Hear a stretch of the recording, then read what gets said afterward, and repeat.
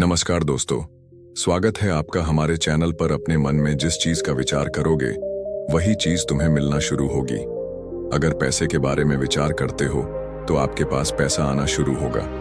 अगर आप अपने प्यार के बारे में विचार करोगे तो आपको आपका प्यार जल्द ही मिलेगा। गौतम बुद्ध के अनुसार हम वही बनते हैं जो हम सोचते हैं। जिस तरह कोई व्यक्ति बुरी सोच के साथ बोलता या काम करता है तो उसे कष्ट ही मिलता है, वही यदि कोई व्यक्ति शुद्ध विचारों के बोलता या काम करता है तो उसकी परछाई की तरह खुशी उसका साथ कभी नहीं छोड़ती है। वही गौतम बुद्ध की यह कहानी जो आज हम आपको बताने जा रहे हैं। इसे सुनने के बाद आप जीवन की सभी समस्याओं को चुटकियों में हल करने में सक्षम रहेंगे। दोस्तों, एक बार की बात है, महात्मा बुद्ध प्रवचन दे रहे थे। प्रवचन में आसपास के बहुत से लोग शामिल थे। सभी लोग ध्यान से बुद्ध को सुन रहे थे। कुछ देर में प्रवचन समाप्त हो गया। तब लोगों ने बुद्ध को प्रणाम किया और अपने अपने घर को चल पड़े। पर एक युवक वहां पर ही बैठा रह गया। बुद्ध की नजर उस युवक पर पड़ी तो वे पूछ बैठे, क्या बात है, कोई जिज्ञासा है क्या? युवक बुद्ध के पास गया और प्रणाम करके बोला, प्रभु, बहुत उलझन में हो। जितना इस बारे में सोचता हूं उतना ही उलझ जाता हूं। कैसी उलझन है बातस? बुद्ध ने प्रश्न किया।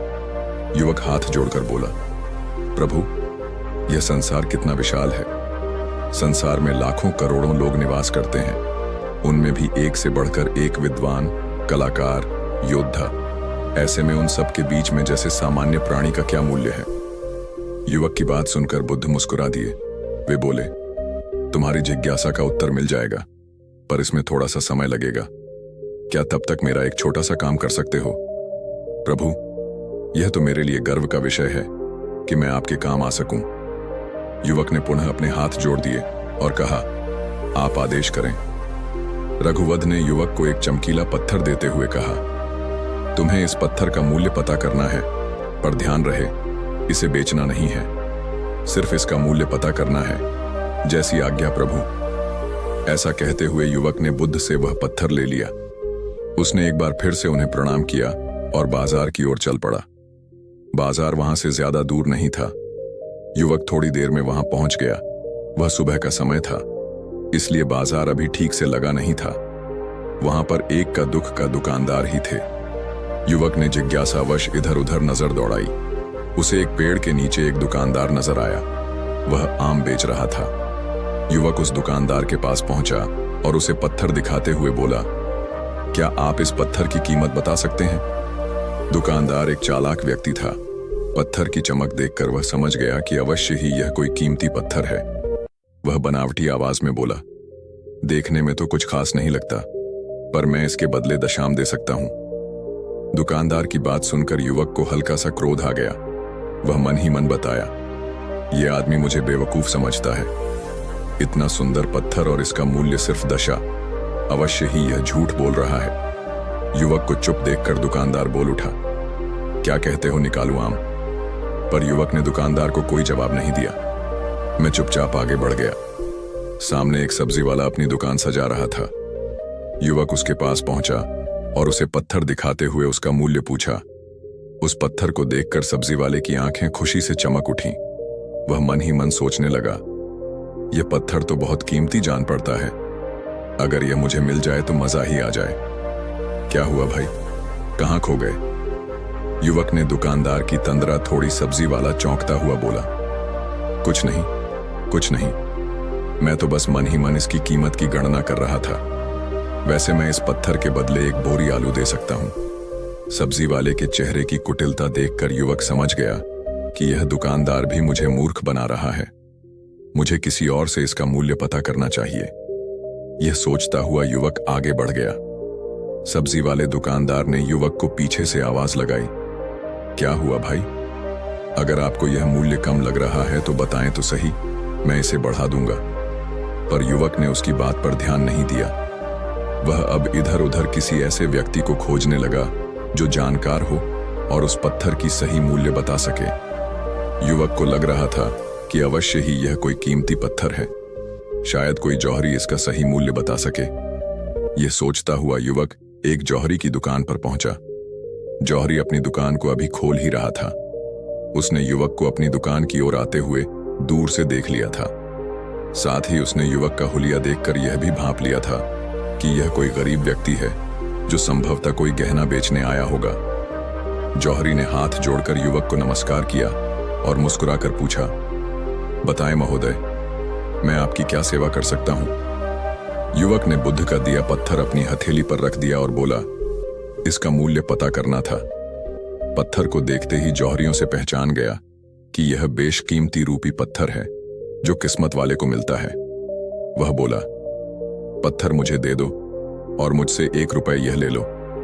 कहते हुए जौहरी ने पत्थर लेने के लिए अपना दाहिना हाथ बढ़ाया, पर तब तक युवक ने पत्थर को अपनी मुट्ठी में बंद कर लिया था। उसे पत्थर के मूल्य का अंदाजा हो गया था, इसलिए वह बुद्ध के पास जाने के लिए मुड़ गया।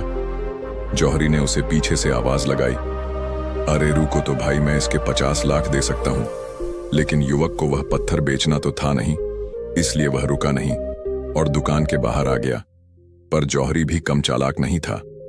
वह उस अनमोल पत्थर को किसी भी कीमत पर अपने हाथ से जाने नहीं देना चाहता था। वह दौड़कर उसके आगे आ गया और हाथ जोड़कर बोला, तुम ये पत्थर मुझे दे दो, मैं इसके बदले 1 करोड़ देने को तैयार हूं। युवक को जौहरी की बातों में अब कोई रुचि नहीं रह गई थी। वह जल्द से जल्द बुद्ध के पास पहुंच जाना चाहता था, इसलिए ना तो वह रुका और ना ही उसने जौहरी की बात का कोई जवाब दिया। वह तेज तेज कदमों से बुद्ध के आश्रम की ओर चल पड़ा। जौहरी ने पीछे से आवाज लगाई, यह अत्यंत मूल्यवान पत्थर है, अनमोल है, तुम जितने पैसे कहोगे मैं दे दूंगा। यह सुनकर वह युवक परेशान हो गया। उसे लगा कि कहीं पत्थर के लालच में जौहरी उसे पकड़कर जबरदस्ती न करने लगे, इसलिए वह तेजी से आश्रम की ओर दौड़ पड़ा। युवक जब बुद्ध के पास पहुंचा तो वह बुरी तरह से हाँफ रहा था। उसे देखकर बुद्ध मुस्कुरा दिए, फिर भी उन्होंने अपने चेहरे से कुछ भी जाहिर नहीं होने दिया। वे बोले, क्या बात है, बस तुम कुछ डरे हुए से लग रहे हो। युवक ने बुद्ध को प्रणाम किया और सारी बात कह सुनाई। साथ ही उसने वह पत्थर भी उन्हें वापस कर दिया। बुद्ध बोले, आम वाले ने इसका मूल्य साम बताया, आलू वाले ने 1 बोरी आलू और जौहरी ने बताया कि यह अनमोल है। इस पत्थर के गुण जिसने जितने समझे उसने इसका मूल्य उसी हिसाब से लगाया। ऐसे ही यह जीवन है। प्रत्येक व्यक्ति खान से निकले हुए एक हीरे के समान है जिसे अभी तराशा नहीं गया है। जैसे जैसे समय की धार व्यक्ति को तराशती जाती है, व्यक्ति की कीमत बढ़ती जाती है। यह दुनिया व्यक्ति को जितना पहचान पाती है उसे उतनी ही महत्ता देती है। कहते हुए बुद्ध एक क्षण के लिए रुके, फिर बोले, किंतु आदमी और हीरे में अंतर यह है, हीरे को कोई दूसरा तराशना है और व्यक्ति को अपने आप को स्वयं ही तराशना पड़ता है। और जिस दिन तुम अपने आप को तलाश लोगे, तुम्हें भी तुम्हारा मूल्य बताने वाला कोई ना कोई जौहरी मिल ही जाएगा। गौतम बुद्ध उस लड़के को यह सीख देना चाहते थे कि जो इंसान अपने मन में खुद के बारे में विचार करता है, वह व्यक्ति उसी के समान बनता जाता है। किसी इंसान को अगर दुनिया की किसी भी चीज से सच्चे मन से लगाव हो तो वो इंसान उस चीज को प्राप्त कर लेता है। वही जो इंसान अपनी मनचाही चीज को प्राप्त करने में असर था, उस इंसान ने अपने मन में सच्चे भाव से उस चीज को चाहा नहीं होता है। वही दोस्तों, गौतम बुद्ध की इस प्रेरणादायक कहानी को आप अपने मित्रों के साथ शेयर जरूर कीजिए ताकि उन्हें भी गौतम बुद्ध के असल ज्ञान के बारे में पता चल सके। और हमारे चैनल को सब्सक्राइब करें और बेल आइकॉन दबाना न भूलें। धन्यवाद।